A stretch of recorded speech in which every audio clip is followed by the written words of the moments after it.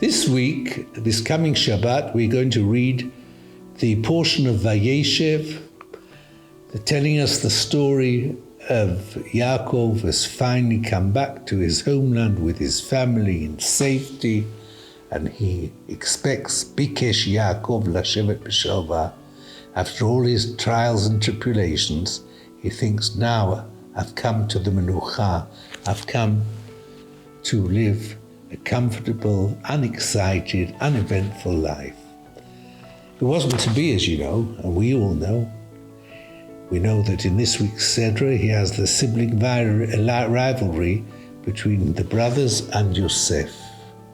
And we begin reading the story of how his brothers are jealous of Yosef, annoyed with him, and at one stage, they throw him into a bore, into a pit. Any of you who visit Dotan, which is a settlement in the middle of Israel, can go and see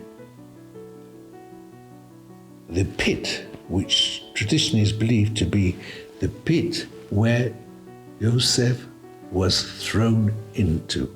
I have been there. It's a very, very deep pit, and it's near a place called Dotan, not far from Shechem.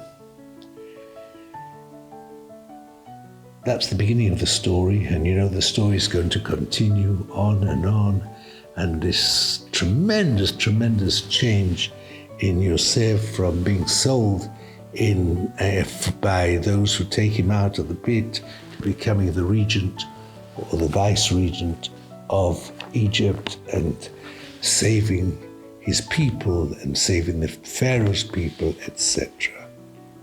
A miraculous story.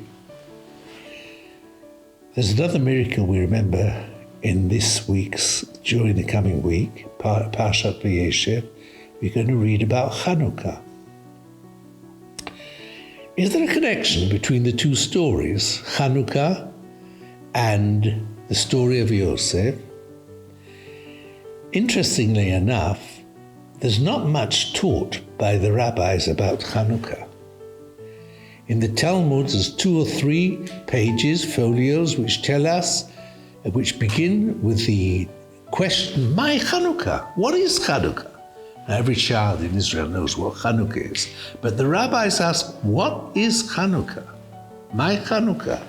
The Tanu Rabbanan, the rabbis tell us what's the miracle of the oil. And during this discussion of the miracle of the oil, the rabbis digress slightly and tell us a remarkable story. The story is, when many years afterwards, Yosef and his brothers, Joseph returns to Canaan to bury their father, Yaakov, he searches out this pit where he was sold, where he was thrown into by his brothers. And at that pit, that is the place where he chose to make a blessing. Baruch, he blesses the Almighty God, who made me a miracle, Sh'asa li nes b'makom hazeh, who made a miracle for me in this place. It's a remarkable story of all the things that happened to Joseph. Is that the place which was the most suitable to thank God at the ball? There's so many stages in his life when he became until he became a viceroy, etc., etc. And just at this miserable, deep pit, that is where he goes to say, Baruch Sh'asa li nes b'makom hazeh, thank God. And why do the rabbis tell us this story during retailing the story of Hanukkah? You know, there's 2 stories of Hanukkah. The stories of Hanukkah, the Hanukkah lights, the vial of oil, which lasts for 8 days. And there's the story of the victory of the Maccabees. The rabbis in the Talmud don't put an essence, don't emphasize so much the victory of the Maccabees, of the Chashmonaim. They don't. Although it's tremendous victories against greater forces, what do they mention? What do they impress upon us? The miracle of the little vial of oil which lasted 8 days. Why? Because when we thank God for miracles, we know that every day there's a miracle. All our life is a miracle.